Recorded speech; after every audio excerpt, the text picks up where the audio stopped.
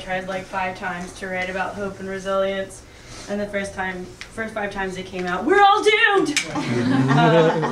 But then this came out, so, this is what I got. Okay, my sophomore year of college, my friend and I decided to volunteer for the African Refugee Resettlement Agency. We knew each other from French class, and we thought this could be a great way to practice our speaking skills. After a very quick interview, we were assigned to the Kananis, a Burundian family of 7 due to arrive later that month. We were so excited, but with absolutely zero training from the agency, not even so much as a pamphlet, we had no idea what to expect. We were nervous, wondering how the agency might use us, maybe translate a meeting or help the family fill out paperwork. Whatever the case, we did our best to prepare. We made signs for their arrival at the airport. We Googled Burundi, a small country landlocked between Rwanda, Tanzania, and the Congo. War-torn by both anti-Hutu and anti-Tutsi factions, an estimated 250,000 people died in Burundi over the course of 2 genocides. That was the violence the Kananis were fleeing. We couldn't fathom it. It seemed like a movie. Weeks later, we loaded up our magic markered welcome signs, mylar balloons, and point-and-shoot cameras, and went to the airport to greet the family. As we waited, the atmosphere was tense. We weren't exactly sure what had gone into getting this family to America, but it seemed the agency employees would not feel relieved until they saw the Kananis walk up the gangway. At last, a line of weary travelers trickled through the doors. They looked exhausted and nervous, and finally we saw our new friends, and it set in for the first time what a mighty task we'd undertaken. Unsure of each stride, they moved in sync step, as though traveling in a pack might protect them from the unknown. And then when they saw all of us with our signs and our balloons, it was like the spell was broken. Each of the Kananis melted into huge, tired smiles. Several agency workers hugged them tightly, taking their bags and luggage. They cooed over the sleepy 9-month-old baby, Charlotte, swaddled to the back of her mother, also named Charlotte. The patriarch, Serafe Kanani, was a 51-year-old man of small stature with a wiry build. He had warm eyes and thin bifocals behind which he absolutely beamed. He seemed victorious, and as I would come to learn, he was. He'd finally gotten his family to freedom, a new life, and a safer future. The eldest son, Jean-Claude, was in his early 20s. He was tall and lanky in baggy jeans and a backward cap.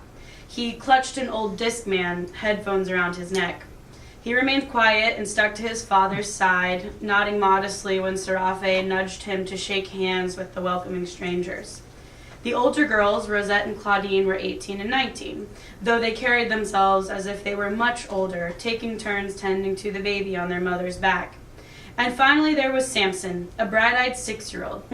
He was tentative, with a sense of new adventure. He took in everything with joy and curiosity that could not be sated. Someone pulled us to the front of the crowd and introduced us to Serafe and Jean-Claude, who it turned out were the only Kananis who spoke French. Everyone else spoke Kiswahili, and no one spoke English. Our bond with the Kananis was immediately formed in those first tentative moments. As the only bridge between the family's old world and the new, my friend Kirsten and I found ourselves irreversibly cemented at the nucleus of the entire process. It was overwhelming, but then, in the car on the way to their house, something magical happened.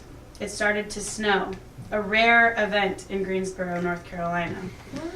Little Samson was elated. He laughed, rolled down the window, and stuck his hand out into the night air. He pulled it back in, and he showed his mother the tiny snowflakes he'd caught. Serafe chuckled and told me none of them had ever seen snow before. The first of many firsts I shared with the Kananis. It became clear our task of acclimatizing the family to American life would be much trickier than we had anticipated. We had to teach them how to use a toilet, lock and unlock doors, store food, ride the bus, go grocery shopping, you name it. But perhaps the most memorable moment of my entire time with the Kananis was the night I went to their house for a traditional Burundian dinner. The food was incredible, even the fish head, which they gave us as a sign of honor, although I could not bring myself to eat the eyeballs. I'm still sorry. All through dinner, we laughed and joked. Baby Charlotte danced on the table. Samson got a good grade on the math test we helped him study for. Serafe had just secured a full-time job. We felt at ease with them. They were like our extended family. After dinner, though, the mood grew somber. Serafe pulled out a photo album and said he wanted to tell us about their time in Burundi and the Tanzanian refugee camps. The pictures were mesmerizingly beautiful and yet a sobering reminder of the horrors this family had endured.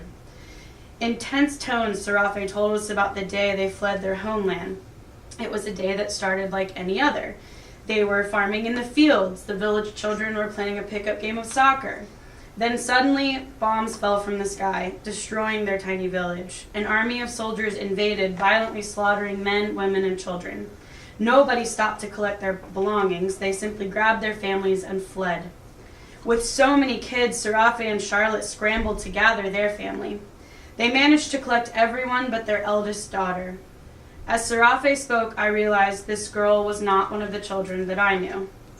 He suddenly spotted her through the crowd. He battled against the screaming current to reach her, but as he stretched out his hand, there was another explosion. The blast separated them forever. He wasn't able to get back to her in the mayhem, and he had to make a split decision to save the rest of his family. They fled, walking for days to neighboring Tanzania with a steady stream of refugees from neighboring villages. Serafe asked every single person he met along the way if they'd seen his daughter. No one had. As they settled into their new life in the camps, he continued to search for her. He got his cell phone and began calling anyone he could to track her down. Years passed. He and his family created homes for themselves in the camps, structures made of mud and straw bricks. He opened a shop, a place to buy cell phones, disposable cameras, and toiletries. He became a central figure in the community, and his family grew with the births of Samson and baby Charlotte. And through it all, he never gave up looking for his daughter. Then, after years in the camp and years on the waiting list to come to America, the Kananis were finally called up.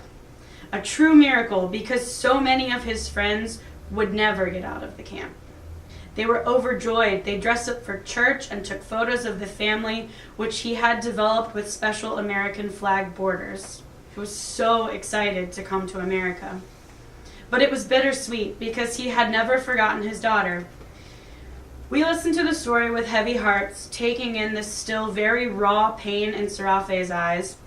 And then he looked at us, eyes full of tears he was fighting back, and he said, "I want to ask you, can you help me find my daughter?" We were stunned silent. I said I'd certainly ask the agency, but he said he already had, and they told him there was nothing they could do. He said he'd ask the people at immigration in New York City. No one could help him. We had to help him find her. He begged. My heart sank. I didn't know how to help. I've thought about that moment so many times in my life since that day, and about all the moments I shared with the Kananis. This family, despite all odds, made it to America. They were the lucky ones in that regard, and they were overjoyed. It was a true blessing in their eyes. And though it was a completely foreign culture, and even the most basic conveniences were new and difficult, they persisted and persevered in making a new home for themselves here. And before that, when they were forced into the refugee camps by violence and tragedy, they thrived there too. And through all of that, though years had passed, Serafe never gave up hope that his child was still alive.